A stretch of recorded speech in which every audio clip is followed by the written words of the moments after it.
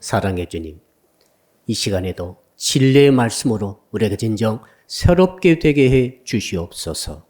예수 그리스도 이름으로 기도합니다. 아멘. 오늘 주시는 말씀을 찾아서 우리가 교독으로 봉독하도록 하겠습니다.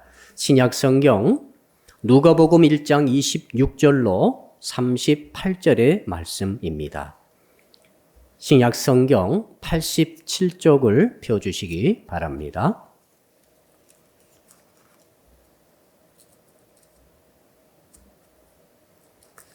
제가 먼저 누가복음 1장 26절의 말씀을 읽겠습니다. 여섯째 달에 천사 가브리엘이 하나님의 보내심을 받아 갈릴리 나사렛이란 동네에 가서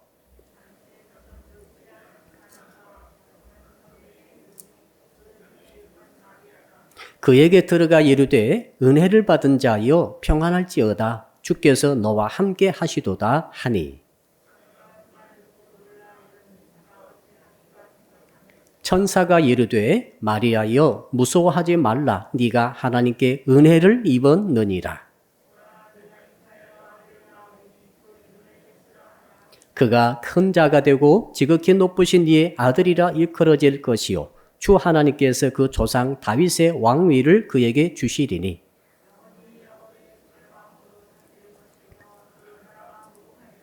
마리아가 천사에게 말하되 나는 남자를 알지 못하니 어찌 이 일이 있으리까?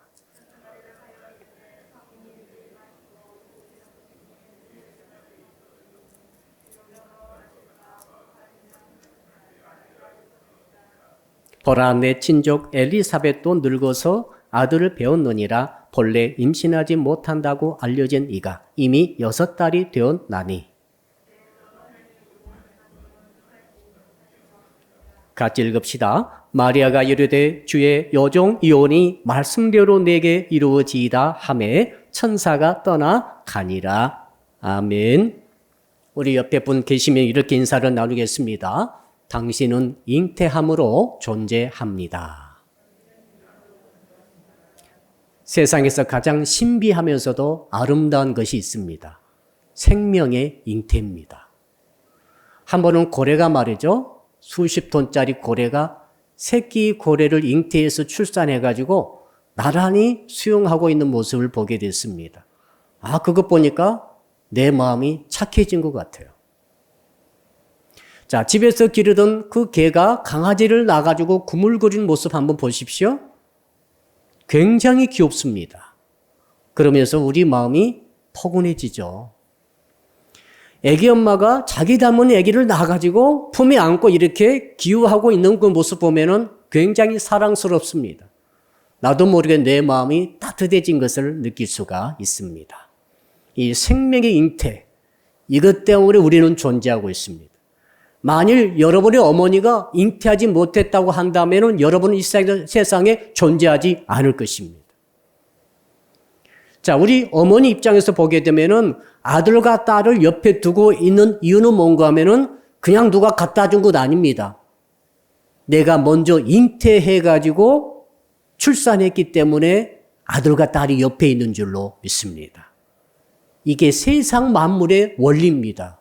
그러므로 우리가 무엇인가를 갖기 원하고 옆에 두기 원하고 무엇인가를 내가 얻기를 원한다고 한다면 그것을 소유하려고 하기보다 먼저 그것을 잉태해야 하는 거죠. 한번 따라 할까요? 먼저 잉태해야 내 것이 됩니다. 아들을 그냥 가지려면 안 됩니다. 먼저 잉태하셔야 되죠. 잉태하려면 결혼해야 되죠. 자, 우리가 구원을 얻으려면은 그냥 구원이 얻어진 게 아닙니다. 말씀의 원리를 보니까 그렇구나. 구원을 먼저 잉태해야 하는 거죠. 우리가 천국 가려면은 그냥 천국 가는 게 아니라 천국을 먼저 잉태해야 되는 거죠. 우리가 행복하려면은 그냥 행복한 게 아닙니다. 행복을 잉태해야만이 행복이 내 것이 되는 것입니다. 자, 이 원리가 있다고 하면은 자, 우리가 집을 살려고 하면은 집을 얻으려고 한다면은 먼저 집을 잉태하세요. 그러면은 집이 옆에 있을 것입니다. 그렇듯 하죠? 한번 생각해 보세요. 자, 우리 학생들 시험 합격하려면은 그냥 가만히 있지 마시고 잉태를 하세요. 시험 합격에 잉태를 하시면은 합격하는 은혜가 있지 않겠나요? 좀 더 나가볼까요? 여러분, 우리가 승리하려면은, 자, 전쟁한다 합시다. 싸운다 합시다. 생존 경쟁이 치열하죠? 승리하시려면은 승리를 잉태하셔야 돼요. 괜히 날마다 패배를 잉태하면서, 패배를 생각하면서, 절망하면서 어떻게 승리할 수 있겠습니까? 자, 코로나19가 지금 사방에 다 깔려 있습니다. 우리가 건강하시려면은 절망하지 마시고, 좌절하지 마시고, 병을 잉태하지 마세요. 감염되는 것을 잉태하지 마시고 건강을 잉태하시기를 바랍니다. 그러면은 건강하지 않겠습니까? 자, 좀 넓혀 봅시다. 자, 우리가 지금 바라보는 모든 자연 만물을 한번 보십시오. 하늘이 있습니다. 땅이 있습니다. 바다가 있습니다. 만물이 있죠. 사람들이 한 75억 인구가 쫙 있습니다. 그리고 나도 있습니다. 이 모든 세상에 존재하는 것들은 사실은 하나님의 잉태의 결과입니다.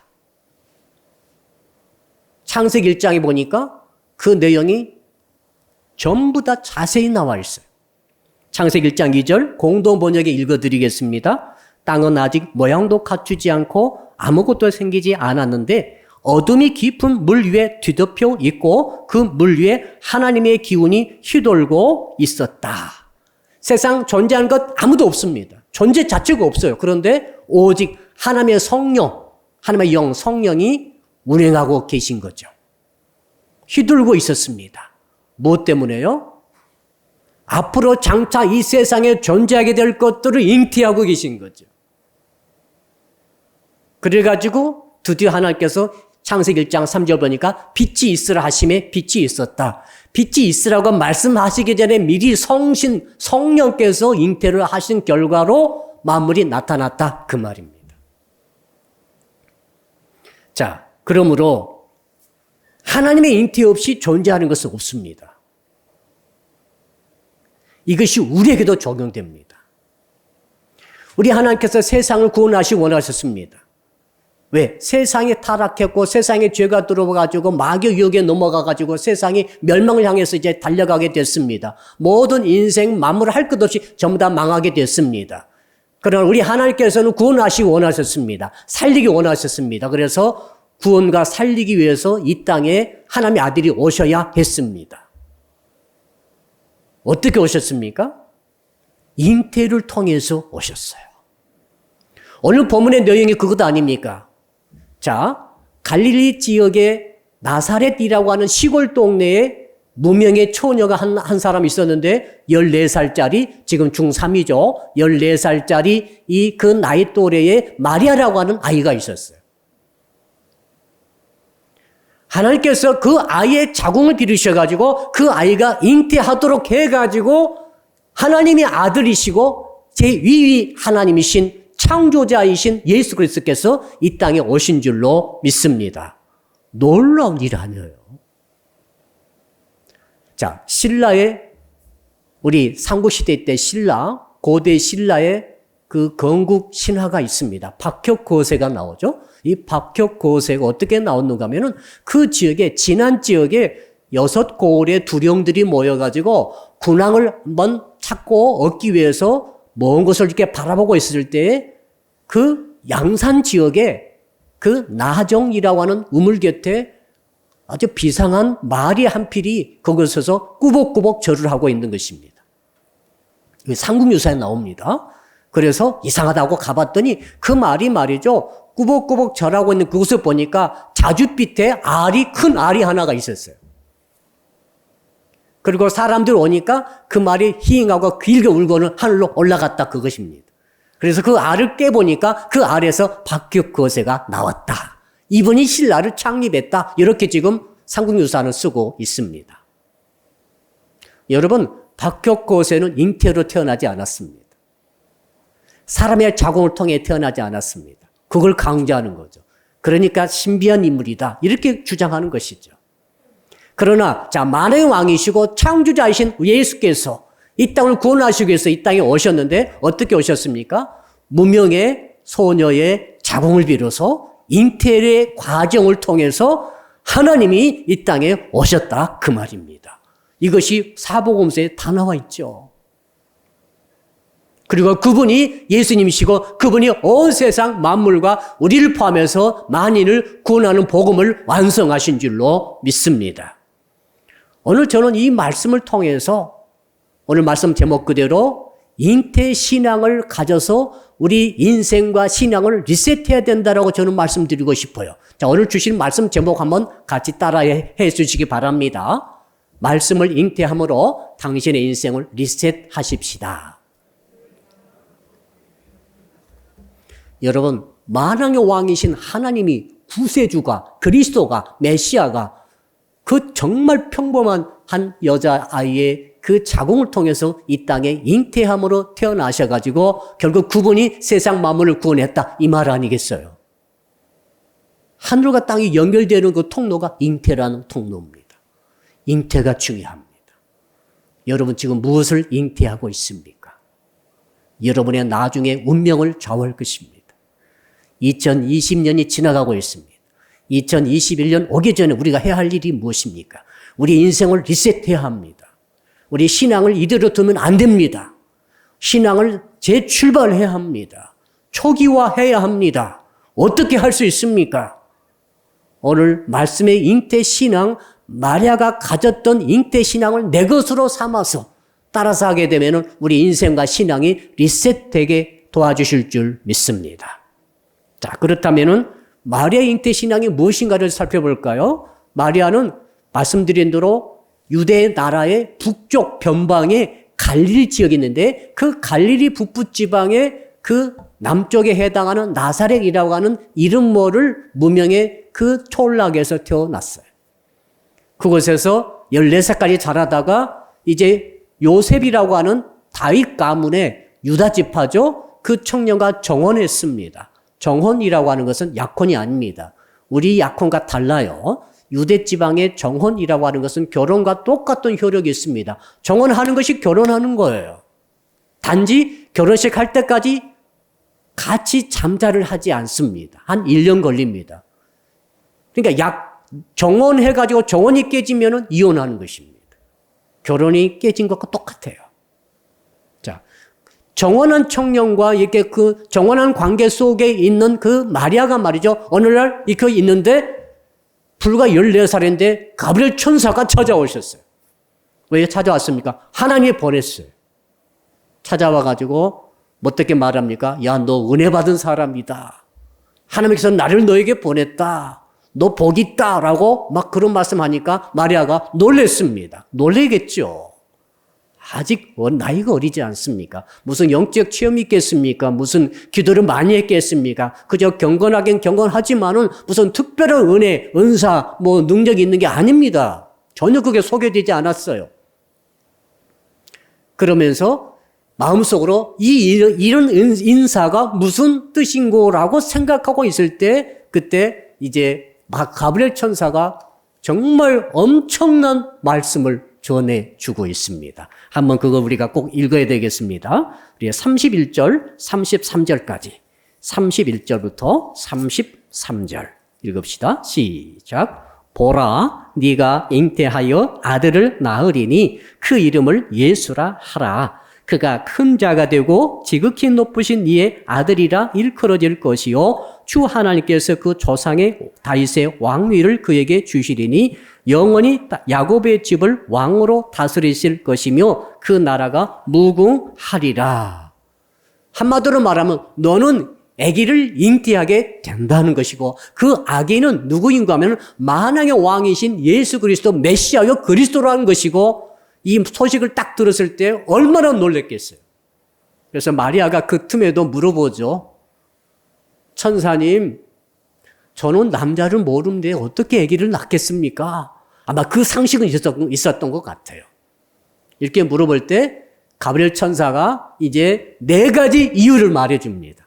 네가 지금 아무리 남자를 만나지 못했고 알지 못한다 할지라도 너 지금 정혼 상태인 걸 다 알고 있는데 그런다 할지라도 너는 아기를 잉태하게 될 것이다. 그 4가지를 말해줍니다. 그 네 가지가 뭐냐면은 그 다음에 나오는 답이죠. 35절부터 37절에 있습니다. 또 한 번만 더 읽어보죠. 35절부터 37절. 시작. 천사가 대답하여 이르되 성령이 내게 임하시고 지극히 높으신 이의 능력이 너를 덮으시리니 이름으로 나실 바 거룩한 이는 하나님의 아들이라 일컬어지리라. 보라, 네 친족 엘리사벳도 늙어서 아들을 배웠느니라. 본래 임신하지 못한다고 알려진 이가 이미 6달이 되었나니 대저 하나님의 모든 말씀은 능하지 못하심이 없느니라. 첫째로 성령이 임하시면 너는 아기를 가질 수 있다는 것입니다. 여러분, 남자를 만나지 못하는데 어떻게 처녀가 아기 낳습니까? 이건 있을 수 없는 일이에요. 이건 불가능합니다. 이건 자연적으로 설명이 안 되고 이성적으로 이건 논리적으로 맞지 않습니다. 그런데 한 가지, 성령께서 창조자이시고 전능하신 성령께서 너에게 임하시면은 너는 처녀라도 아기를 잉태하게 된다는 것입니다. 두 번째는 지극히 크신 하나님의 능력이 너를 덮어버리면은 너는 잉태하게 될 것이라고 이유를 말해주죠. 이 덮는다 뜻은 무슨 뜻인가 하면은, 자, 열대지방에서 땡볕이 비추고 있을 때 그늘이 덮는다, 그런 뜻입니다. 자, 우리 세상은 자연법칙이 주장하고 있죠. 남자가 여자를 만나서 그곳에서 이제 그 관계를 통해서 아기가 잉태되는 것은 자연법칙인데 하나님의 능력이 덮어버렸어요. 햇빛이 들어오지 못하도록 덮어버리듯이 하나님의 능력이 덮어버리면 이곳에는 자연법칙이 아니고 초자연법칙이 지배하는 공간이 되는 것이죠. 이해되시죠? 만일에 말이죠, 그런 생각 해봤습니다. 유대나라 전체를 하나님의 지극히 크신 능력이 다 덮어버렸으면은 거기에 있는 모든 처녀들이 전부 잉태돼 버렸을 거예요. 근데 그 마리아를 지극히 크신 하나님의 능력이 덮음으로 그 안에는 그 사람 마리아에게는 자연법칙이 아니고 초자연법칙이 주장하게 되는 공간과 그 인생이 된다, 그 말입니다. 이해되시죠? 왜? 하나님은 자연법칙도 만드셨지만은 초자연법칙도 만드셨어요. 우리는 자연법칙 안에 존재해요. 그러니까 하나님은 이 영역을 마음껏 넘나드시는 창조자이시기 때문에 이런 일이 가능한 줄로 믿습니다. 전혀 이걸 걸릴 거 하나도 없어요. 하나님이 하신다는데. 자, 세 번째로는 직접 사례를 들어주시죠. 자, 너의 친족 엘리사벳이 지금 아기를 못 낳는다 그랬는데 지금 아기를 벌써 잉태해가지고 6개월째 아니냐? 누굽니까? 세례 요한의 어머니 아닙니까? 사례를 막 들어주니까 자기가 아는 친족이니까 더 마리아가 이제는 이해가 되는 거죠, 지금. 마지막 네 번째는 뭐라고 합니까? 가장 중요한 게 네 번째입니다. 대저 하나님의 모든 말씀은 능치 못함이 없느니라. 자, 너의 조상 아브라함과 자, 사라가 어떻게 얘기 났습니까? 창세기 18장에 보게 되면 그 이야기가 자세히 나와 있죠. 18장 14절에 여호와께 능하지 못한 일이 있겠느냐? 기한이 이를 때에 내가 네게로 돌아오리니 사라에게 아들이 있으리라. 하나님의 천사가 혹은 하나님께서 그때 이 땅에 내려오셔가지고 직접 아브라함과 사라에게 말씀을 해줬습니다. 예, 선포된 말씀, 하나님의 말씀에 아들이 있을 것이다. 1년 뒤에 이렇게 말씀하셨을 때 그 말씀이 있기 때문에 능치 못함이 없이 89세의 사라가 99세의 아브라함과 함께 100세 때 아기를 낳게 된 줄로 믿습니다. 그와 같이 그 말이죠. 하나님의 말씀이 지금 이미 너에게 임했지 않느냐? 내가 지금 하나님의 말씀을 받아가지고 너에게 지금 전달했지 않느냐? 너 아기 낳는다는 거, 너 메시아를 잉태한다는 거죠. 이렇게 말씀을 딱 선포한 것이죠. 한번 따라합시다. 말씀을 통해 잉태해야 합니다. 그래서 이제 마리아가 반응하게 됩니다. 사랑하는 성도 여러분, 혹시 하나님께서 여러분에게 오셔가지고 이런 기가 막힌 일을 말씀하시면서 여러분의 반응을 물어보실 때 어떻게 반응하시겠어요? 반응이 중요하죠. 이 마리아의 이 반응, 신앙 고백에 따라서 마리아의 인생이 완전히 달라져 버립니다. 말씀을 잉태하는 결과 실제로 예수께서 태어나시죠. 그때 마리아는 완전히 다른 인생을 살게 됩니다. 하나님께서 여러분에게 말씀을 지금 주실 때에 이 말씀을 여러분들이 만약에 잉태가 된다고 한다면은 여러분의 인생은 절대 똑같아지지 않습니다. 놀라운 변화가 일어나고 상상도 못한 여러분의 인생이 전개되는 은혜가 있게 되는 줄로 믿습니다. 자, 마리아는 어떻게 반응했습니까? 38절에 나오죠. 이 38절이 마리아가 갖고 있는 잉태신앙, 말씀 잉태신앙의 진수를 우리에게 보여주고 있습니다. 여러분 38절 한번 같이 읽어보죠. 시작. 마리아가 이르되 주의 여종 이온이 말씀대로 내게 이루어지이다 하매 천사가 떠나 가니라. 한 문장인데 어마어마한 비밀이 거기에 다 들어있습니다. 뭐라고 마리아가 말하는가 하면 저는 주의 계집종입니다. 영어 성경 찾아봤더니 어떻게 나와 있는 겁니까? 핸드메이드 이렇게 나와 있어요. 몸종이라 이 말입니다. 몸종, 하녀, 시종 그런 뜻입니다. 그러니까 주인 곁에서 주인의 모든 수발을 다 들어주는 그런 존재. 하나님의 그러니까 나는 주님의 소유입니다. 그 고백이에요. 나는 종입니다. 이 뜻은 나는 주님의 소유니 주께서 무엇을 시키든지 나는 전부 가장 종의 낮은 자세에서 다 하겠습니다. 큰 일도 하고 작은 일도 하겠습니다. 쉬운 일도 하지만은 어린을 시키시면 다 하겠습니다. 왜? 나는 요종이기 때문에. 주님이 나를 편한 일을 시키시면 좋지만은 혹시 정말로 땀 흘린 일을 시키시면 저는 다 합니다. 왜? 나는 주님의 요종이기 때문에. 그 고백입니다, 지금. 자, 내가 칭찬 듣고 성공하고 승리하고 돈 버는 일을 시키면 좋겠지만 혹시 주님께서 나를 요거도 먹는 일을 시켜도 고난당하는 일을 시켜도 저는 하겠습니다. 왜? 나는 주님의 요정이므로. 그 고백이거든요. 만에 하나 혹시 주께서 나를 살리시는 일을 시키시면 좋겠지만 혹시 나를 죽는 일을 시킨다 할지라도 저는 하겠습니다. 저는 해야 합니다. 저는 주님의 소유입니다. 저는 주님의 요정이기 때문에 그렇습니다라고 고백을 지금 하는 거예요. 이것이 말씀 잉태 신앙이에요. 말씀이 왔을 때 여러분 어떻게 반응하십니까? 한번 생각해 보고요. 주님 이런 거 아니잖아요. 생각해 본다는 것은 하기 싫다는 거죠.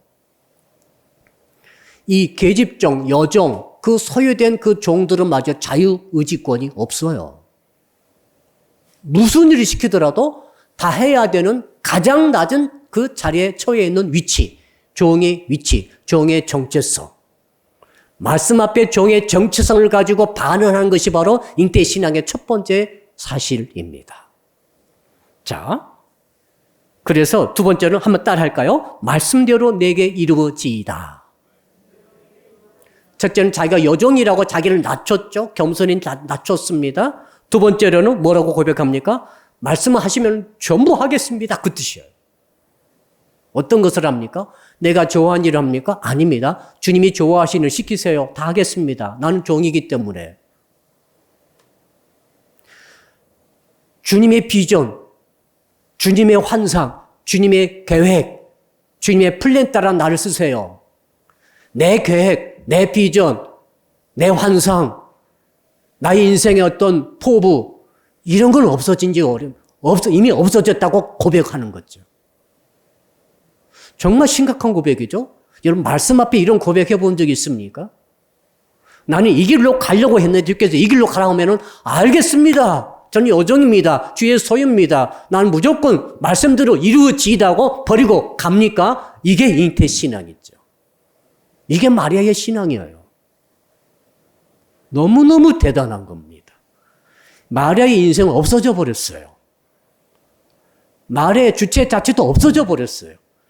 마리아의 정체성은 예수 그리스도의 혹은 하나님의 여종이고 소유권을 완전히 주께 맡겨버린 상태입니다. 그러므로 마리아에게는 말이죠. 자기 인생이 없어요, 이제.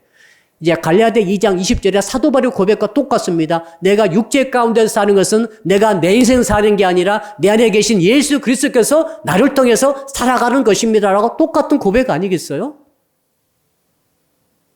자, 그러므로 무슨 뜻이 있습니까? 내가 이제 주의 여종이 되었고 더 나아가 내가 이제 주의 말씀대로 이루어지다고 이렇게 고백한다는 것은 무슨 뜻인가 하면은 이제 내가 아기를 잉태했어요. 아기 출산했습니다. 처녀가 정혼 상태인데 그것도. 그럼 어떤 일이 있습니까? 그 모든 뒷감당을 내가 다 감수하겠습니다. 한번 따라 할까요? 말씀의 뒷감당을 제가 감수하겠습니다. 그 고백이에요. 이제 파혼당하겠죠? 실제 요셉은 파혼하려고 했습니다. 그런데 꿈에 주님께서 파혼하지 말라고 말씀해 주시죠. 그 파혼 안 했습니다. 조용히 끊으려고 했어요. 좀 성깔 있는 남자 같으면은 그걸 까발려 가지고 돌로 쳐 죽일 것입니다. 왜? 율법에 의하면은 정혼한 처녀가 이렇게 남의 남자의 아기를 갖게 되면은 돌로 쳐 죽이도록 돼 있어요. 첫째 파혼당할 각오를 한 거죠. 두 번째 돌에 맞아 죽을 각오를 한 거예요. 그래서 고백한 거죠. 마리아가 그냥 입에 나온 대로 한 거 아닙니다. 아까 생각했다고 그랬잖아요. 이게 무슨 말이지? 마리아가 말이죠. 영특해요. 생각했어요. 생각하고 자기 의지를 동원해서 정확하게 이 각오를 한 다음에 고백한 거예요. 그냥 은혜 받아가지고 엄격거려 하겠습니다라고 말한 게 아닙니다, 지금. 그리고 또 무슨 각오가 있을까요? 이제 집안에서 내 처진 존재가 될 겁니다. 사생활을 놨으니. 그리고 동네에서도 상종을 안 해줄 것입니다. 사회생활에 단절되는 거죠. 그리고 아기는 누가 키웁니까? 정말 어려운 인생에 남자도 없이 자기가 아기를 키워야 되는 거죠. 이 5가지를 내가 감수하겠다라고 결단하고 나서 말씀대로 이루어지이다 이 고백이 가능했던 것입니다. 이것이 잉태신앙이에요. 우리는 그래서 알겠죠? 왜 천사가 와가지고 은혜 받은 자여 2번이나 너 은혜 받았다라고 자꾸 말씀하시는지 알겠죠? 누가 은혜 받은 사람입니까? 마리아가 은혜 받은 사람이에요. 왜 하나님께서 그 수많은 처녀 가운데서 하필 마리아를 찾아왔을까요? 예루살렘 궁궐에 있는 예루살렘 귀족 출신의 정말 아름답고 예쁜 처녀가 얼마나 많았겠습니까? 그러나 그들을 찾아오지 않고 오직 시골에 마리아라고 하는 무명의 처녀를 찾아온 이유가 뭐예요? 보십시오. 이 이런 신앙을 갖고 있었던 것 아닙니까? 하나님의 시각 우리는 여기서 깨달을 수가 있습니다. 하나님께서 그냥 예수 그리스도를 아무에게나 아무 처녀에게나 태어나게 하셨겠어요? 잉태 신앙을 가진 자, 말씀 잉태 신앙 가진 자, 이 사람에게 주께서 찾아오셔서 특별히 그곳에 와가지고 잉태 메시지를 수태고지를 전함으로 응답을 받고 신앙 고백을 정확히 들은 다음에 고백하는 순간 수태가 되어진 줄로 믿습니다. 기적이 일어나는 거예요. 전지전능하시고 광대하신 하나님, 크신 하나님이 그 작은 소녀 아이의 자궁에 잉태되는 놀란 신비 중에 신비가 일어나고 만 것이죠. 어떤 분은 그래요. 어떻게 여자가 남자를 모르는데 아기를 뵙니까? 딴 건 다 믿어도 부활도 믿는데요. 그런데 동정녀 탄생은 믿지 못하겠다 하신 분이 계시더라고요. 근데 여러분, 그 마리아의 상태를 가장 잘 아는 사람이 누굽니까? 그 남편 요셉 아닙니까?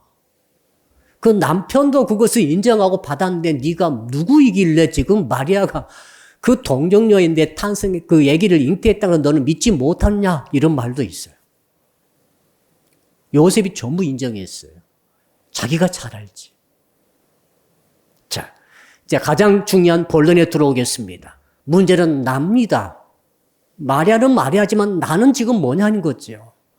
내 인생과 내 신앙을 어떻게 리세팅할 것인가 어느 주께서 메시지를 주시는데 마리아가 가졌던 고백했던 그 잉태의 신앙을 너도 갖고 그 잉태의 신앙에 따라서 너도 그렇게 순종하고 나아가게 되면 너의 인생이 리세팅 될 거라는 것 아니겠어요? 어떻게 됩니까? 먼저 한번 따라 합시다. 우리는 왜 말씀을 잉태해야 합니까? 자, 우리는 마리아가 아닙니다. 아기 낳는 것 아니에요. 말씀을 마리아가 잉태함으로 아기를 낳고 우리는 말씀을 잉태함으로 인생이 새로워지는 거죠. 마리아가 아기를 낳아서 인생이 달라진 것처럼 우리가 하나님의 말씀 똑같은 말씀입니다. 이 말씀을 내 인생에 잉태해버리면은 내 인생은 달라지는 거죠. 리셋이 되는 거예요. 새 출발하게 되는 것입니다. 초기화가 된다 이 말이죠. 그럼 왜 말씀을 잉태해야 됩니까? 하나님의 명령입니다. 주께서는 여러 곳에서 계속 말씀하십니다. 말씀을 받으라, 말씀을 믿으라, 말씀을 받아들이라. 이 말씀을 잉태하라 그 말 아니겠어요? 왜요? 말씀을 잉태하고 말씀을 받아들이고 말씀을 수용하고 말씀을 믿을 때 네가 너의 생명을 얻게 되리라는 거죠. 요한복음 5장 24절 내가 진실로 진실로 너희에게 이르노니 내 말을 듣고 또 나 보내신 이를 믿는 자는 영생을 얻었고 심판에 이르지 아니하나니 사망에서 생명으로 옮겼느니라. 자, 말씀을 듣고 믿고 받아들이라 이 말 아닙니까? 이게 잉태하는 거예요. 잉태하는 것을 여러분 말씀 차원에서 생각을 꼭 하시기 바랍니다. 말씀을 받아들이고 듣고 받아들이고 믿고 간직하는 거죠. 야고보서 1장 21절 보니까 말씀을 온유함으로 받으라. 말씀을 공손히 받아들이십시오. 그 말씀에는 여러분을 구원할 능력이 있습니다. 이렇게 공동번역에 번역이 되어 있어요. 한번 따라합시다. 말씀을 공손히 받아들입시다. 말씀 앞에 싸나워지면 안 됩니다. 말씀을 튕겨내면 안 됩니다. 말씀 앞에 강팍하면 안 됩니다. 말씀 앞에 딱딱하면 안 되는 거예요. 자, 계란을 던지면 어떻게 합니까? 날계란 던지면은 받아야 되잖아요. 어떻게 받습니까? 공손히 받아야 돼요. 푹신한 것에 받아야 되죠. 하나님께서 말씀 우리에게 주십니다. 어떻게 받아야 됩니까? 딱딱하게 받아들이면 깨지는 거죠. 공손하게 받아들이면 받은 그 말씀이 너를 구원할 능력이 있다라고 야고보께서 말씀하지 않습니까?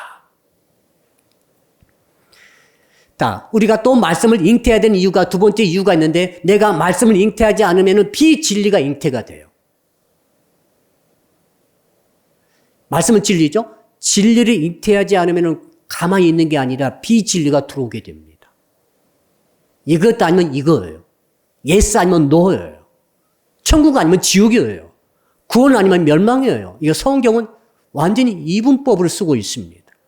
자, 우리가 예수님을 영접하지 않으면은 그래도 착하면 구원받는다 아닙니다. 예수 영접하지 아니하면은 사탄의 자녀가 되는 거예요. 가운데가 없어요.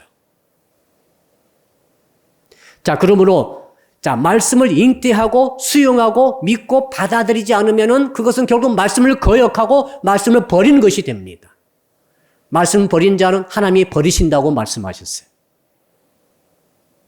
말씀을 믿고 수용하지 않고 순종하지 않는 것은 말씀을 거역하는 것은 우상을 숭배하는 사신을 숭배하는 죄와 같다라고 말씀하셨죠. 사울 왕에게 하나님께서 사무엘 선지자를 통해 말씀하셨지 않습니까? 사무엘상 15장 23절 이는 거역하는 것은 점치는 죄와 같고 완고한 것은 사신 우상에게 절하는 죄와 같음이라 왕이 여호와의 말씀을 버렸으므로 여호와께서도 왕을 버려 왕이 되지 못하게 하셨나이다. 여러분, 신약 성경에도 마찬가지입니다. 예수께서 길가밭 비유를 들어주셨어요. 말씀의 씨앗이 길가에 떨어졌습니다. 길가 얼마나 반들반들합니까? 말씀을 받아들이지 못하고 툭 튕겨내는 거죠. 그때 새가 누굽니까? 사탄 아닙니까? 새가 와서 그 먹이를, 말씀을, 씨앗을 쪼아 먹어버린다. 거기 보니까 길가에 있다는 것은 말씀을 들은 자니 이에 마귀가 가서 그들이 믿어 구원을 얻지 못하게 하려고 말씀을 그 마음에서 빼앗는 것이요. 말씀을 수용하지 못하고 받아들이지 못하고 내 속에 넣지 못하면 그 말씀을 마귀가 와서 뺏어가 버린 것이죠. 왜? 구원 얻지 못하도록 하려고. 말씀은 이렇게 중요하죠. 말씀을 잉태한 것은 너무너무 중요한 거예요. 여러분 지금 예수를 구주로 믿으신 분이 계시다고 한다면 여러분이 그 이유가 있습니다. 말씀을 잉태했기 때문에 예수 믿게 된 거예요. 저는 20살 때 예수 믿었습니다. 그때 누군가 전해준 그 말씀을 내가 들었습니다. 듣고 그 말씀을 잉태를 했습니다. 받아들였습니다. 영접했습니다. 그래서 고백을 했습니다. 그래서 내가 예수 믿게 된 거죠. 다른 이유가 아니에요. 교회 다녀서가 아니에요, 지금. 그런 일들은 뒤에 일어나는 일들이고, 말씀을 내가 잉태함으로 내가 천국 가게 되는 생명을 내가 얻게 됐다. 그 말 아니겠습니까? 자, 히브리서 4장 2절에 보니까 말씀을 듣고도 그것을 믿지 않았으므로 그 말씀이 그들에게 아무런 소용이 없었습니다. 아무리 제가 설교를 많이 하고 계속 쏟아부어도 들은 사람이 그것을 말씀을 믿지 않으면은 아무 소용이 없어요. 진짜 아무 소용 없어요. 아무 능력도 기적도 응답도 없어요. 천국도 없어요. 구원도 없어요. 히브리서 4장 3절 보니까 내가 노하여 맹세한 대로 그들은 결코 나의 안식지에 들어오지 못하리라고 말씀하신 대로입니다. 그러나 우리는 믿었기 때문에 그 안식지에 들어가게 될 것입니다. 믿지 못한 자 안식지에 들어가지 못한다라고 말씀하고 있습니다. 그러나 믿은 자는 안식지에 들어간답니다. 말씀이 있기 때문에. 마리아가 말씀들을 이루어지다라고 말씀을 잉태한 결과 그 순간 잉태가 됐어요.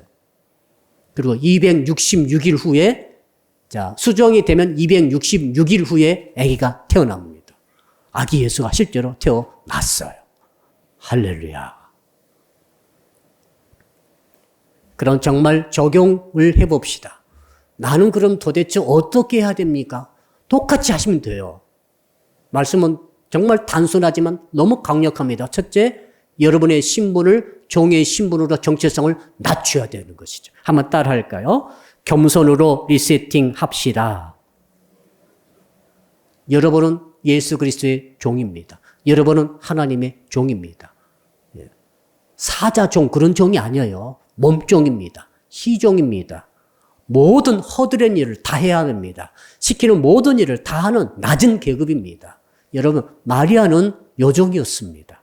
천사가 와가지고 뭐라고 했습니까? 마리아, 너는 만군의 여호와 하나님의 보내신 구세주 하나님의 아들 메시아를 잉태하게 된다. 얼마나 영광입니까?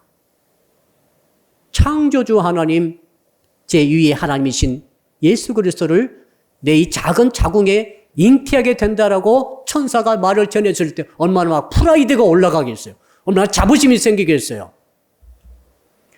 내 배에 하나님이 들어 계시다 이거 아닙니까 지금? 근데 여러분 마리아는 말이죠. 성경 아무리 찾아봐도 한 번도 자기가 하나님의 어머니라고 하는 예수님의 어머니라는 것 때문에 한 번도 티낸 적이 없어요. 한 번도 이렇게 막 드러내고 과시한 적이 한 번도 없어요.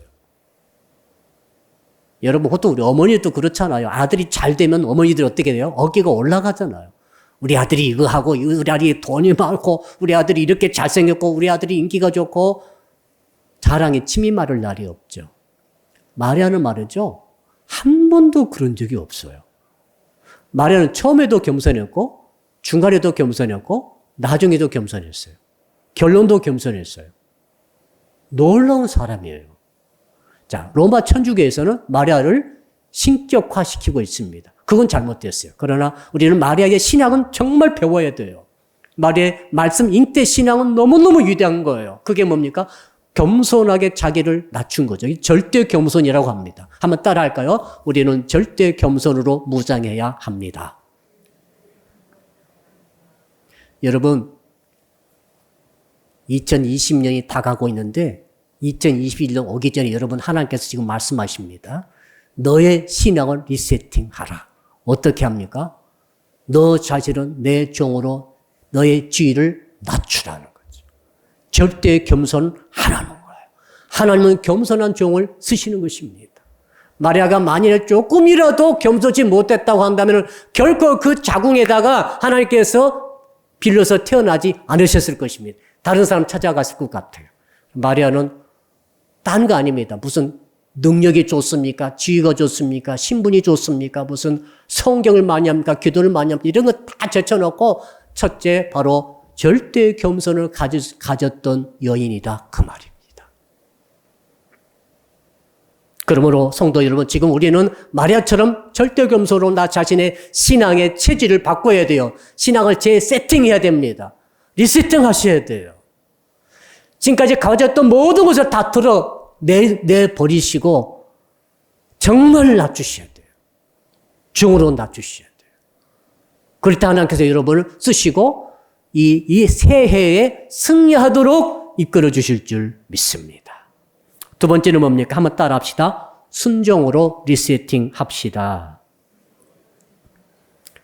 종은 어떤 사람이죠? 제가 어릴 적에 보니까 저희 큰댁에도 모습이 있었고 애가댁에도 모습이 있었어요. 우리 그 어릴 적만 해도 모습이 있었더라고요. 지금 생각해 보니까. 모습은 어디 있는가 하면은 모습은 항상 그 대문 옆에 작은 방이 사랑채는 아니고 그 문간방이 있어요. 문간방 거기서 자요. 그리고 항상 대기 상태예요. 그래서 주인이 뭐라고 부르면은 그래서 삼두가 하면은 빨리 튀어오는 거예요. 삼두가 하면 밤중에 자다가도 벌떡 일어나 튀어나와요. 예 마님, 예 주인님 준비의 상태에 있죠. 여러분 진짜 종은 준비에 갖춰진 사람이에요. 종이 아닌 사람은 준비가 안 돼 있어요. 여러분이 하나님의 종입니까? 정말 주의 종이라고 여러분 생각하십니까? 그렇다면 여러분 준비되어 있어야 돼요. 어떤 준비입니까? 주께서 일을 시키실 것 아닙니까? 아까 제가 말씀드렸죠. 쉬운 일도 시키지만은 어려운 일도 시켜요. 그때 준비해야 돼요. 어떤 일이든지. 정말 편한 일도 시키시지만 고약한 일도 시키실 수 있어요. 주인이니까. 그럼 고약한 일 해낼 준비를 하고 계셔야 돼요. 자, 그러니까 쉽게 말해서 혹시 너 죽으라면 죽을 준비도 하고 계셔야 돼요.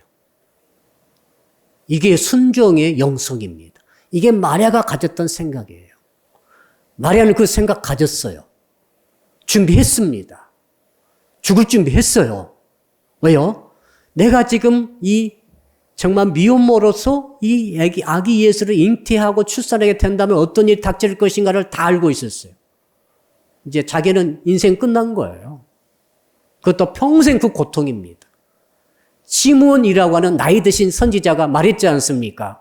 마리아를 만났을 때 그 아기를 품고 있는 마리아를 나중에 성전에서 만나죠. 그때 시므온이 이렇게 말합니다. 누가복음 2장 35절 칼이 당신의 마음을 찌를 것입니다. 마리아, 당신이 지금 아기 예수를 안고 지금 결례를 행하기 위해서 왔지만은 그 귀한 아기 예수 때문에 당신은 마음을 칼로 난무지를 하듯이 찔림을 당할 것입니다. 애언을 했지 않습니까? 어떻게 됐죠? 마리아는 예수를 출산했습니다. 양육했습니다. 그 다음 공생에 나갔습니다. 다 그걸 목격했죠. 그 다음에 십자가에 못을 박혀 돌아가십니다. 그때 마리아가 어디 있었어요? 그 앞에 있었어요. 당신의 아들이 십자가에서 가장 비참한 죽임을 당하시는 그 6시간 동안 매달려가지고 돌아가시는 모든 과정을 어머니 마리아는 목격했어요. 얼마나 가슴이 아팠겠습니까? 그러니까 시므온이 태어나자마자 애언을 한 거죠. 칼이 당신의 가슴을 찌를 것이라고 말하지 않았습니까? 요한복음 19장 25절 예수의 십자가 곁에는 그 모친과 이모와 글로바의 아내 마리아와 막달라 마리아가 섰는지라 이름을 밝히지 않습니까? 그 다음에 주님이 부활하셨습니다. 다 목격했죠? 승천하셨습니다. 그리고 승천하기 전에 뭐라고 하셨는가 하면 예루살렘을 떠나지 말고 성령을 기다리라고 명령하실 때 그 명령도 마리아는 그대로 순종했어요. 사도행전 1장에 보니까 그게 1장 14절입니다. 여자들과 예수의 어머니 마리아와 예수의 아우들과 더불어 마음을 같이하여 오로지 기도에 힘쓰더라. 마리아는 예수님의 어머니였음에도 불구하고 예수님이 당신의 주인이었죠. 겸손히 종이 되어 모든 일을 당할 준비를 하고 옆에서 평생 살아갔던 사람이 마리아입니다. 여러분, 그러므로 사랑하는 성도 여러분, 하나님께서 여러분에게 지금 묻고 계신 거예요. 이제 우리가 어떻게 신앙을 리세팅해야 되겠습니까? 두 가지밖에 없잖아요, 메시지가. 나 자신을 완전한 진실된 종으로 낮춰야 됩니다. 절대 겸손으로 나를 리세팅하셔야 돼요. 두 번째로는 종의 정체성 가진 사람답게 이제 준비해야 됩니다. 구체적인 준비가 필요합니다. 어떤 준비입니까? 제가 그 질문을 적어왔어요. 우리가 준비된 사람인지 준비되지 않는 사람인지 테스트하는 질문이 몇 가지가 있어요. 첫째, 주를 위해서 수고의 눈물과 땀을 흘릴 준비가 되어 있습니까? 이 대답에 아멘하고 나오신 분들은 리셋이 되어 가시는 분이에요. 주께서 주를 위해서 땀을 흘린다, 내가? 우리 돈 벌기 위해서 얼마나 땀 흘립니까? 하루에 10시간, 12시간, 13시간 막 일하지 않습니까? 그 이상으로 주께서 일을 시킬 때 여러분 그 일을 할 수 있습니까? 준비되어 있나요? 두 번째로, 주를 위해 가진 것을 바칠 준비되어 있습니까? 뭘 가지고 있죠? 뭘 가지고 있어요? 돈을 가지고 있고, 재능을 가지고 있고, 몸뚱아리를 가지고 있고, 시간을 가지고 있죠? 주께 드릴 준비가 된 사람입니까? 아닙니까? 세 번째 질문은 주를 위해 가진 것을 형제를 위해서 혹은 교회를 위해서 쉐어링할 수 있는 준비가 되어 있습니까? 뭐든지 나눌 수 있습니까? 나눠야 되는데 그걸 질문을 주께서 주시고 마지막으로는 주 때문에 주를 위해서 욕 얻어먹을 준비되어 있습니까? 칭찬이 아닙니다. 칭찬 안 해준다고 실족하면 안 됩니다. 사실은 욕 얻어먹고 핍박을 받고 나중에 혹시라도 주님께서 주를 위해서 죽을 수 있느냐고 물어보실 때 죽을 준비가 되어 있습니까? 라고 주께서 우리에게 묻고 계시는 거죠. 마리아는 이걸 각오를 한 거죠. 이 결론을 내려보겠습니다. 사랑하는 성도 여러분, 마틴 루터가 그런 말을 했어요. God is speaking. 유명한 말입니다. 하나님이 지금 현재 진행형으로 말씀하고 계신다. 여러분, 이 말씀에 의지해서 마틴 루터가 종교개혁을 일으켜서 유럽을 뒤집었습니다. 하나님은 지금도 말하고 계신다는 거죠. 끊임없이 우리에게 말하고 계세요. 말 안 하신 게 아니에요. 말씀하고 있지 않습니까, 지금도? 문제는 뭡니까? 그 주시는 말씀을, 현재 진행의 그 말씀을 내가 받아들이느냐, 내가 말씀을 잉태하느냐가 문제예요. 어떻게 해요? 종이 되어야만 잉태할 수 있습니다. 그 다음에 말씀대로 이루어지다라고 절대 복종의 정신을 가지고 모든 일을 행할 수 있는 준비가 되었을 때 비로소 우리는 말씀을 잉태할 수 있어요. 이런 말씀 잉태 신앙으로 여러분의 인생과 신앙을 리세팅하시기를 주 이름으로 축복합니다. 기도하겠습니다. 이제 주신 말씀 붙들고 우리 한 1분 동안 통성을 한번 기도하겠습니다. 주여 아버지 하나님, 오늘 참으로 말씀을 잉태하는 신앙을 가진 마리아의 모습을 보았습니다. 주님, 참으로 14살 딸이 소녀가 무엇을 알겠습니까? 그러나 다른 건 몰라도 내가 이해는 안 되지만은 하나님께서 말씀하셨으므로 내가 주의 종입니다. 주의 시종입니다. 주의 몸종입니다. 주의 계집종이오니 이제 말씀대로 이루어지이다.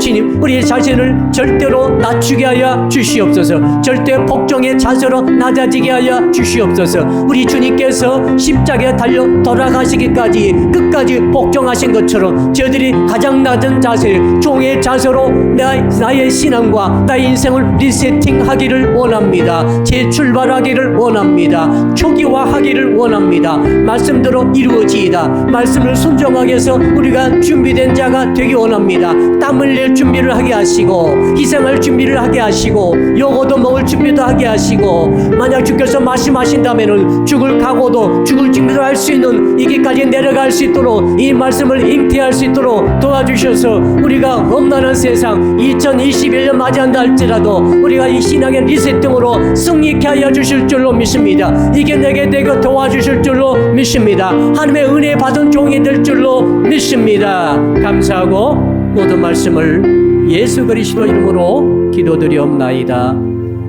아멘.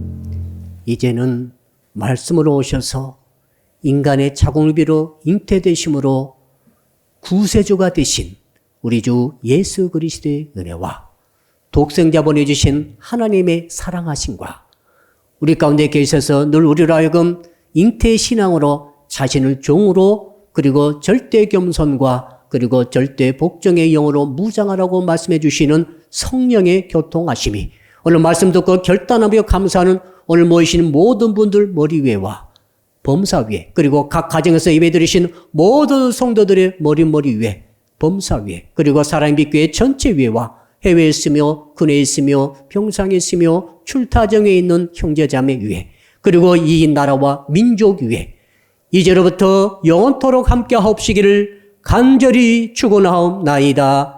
아멘.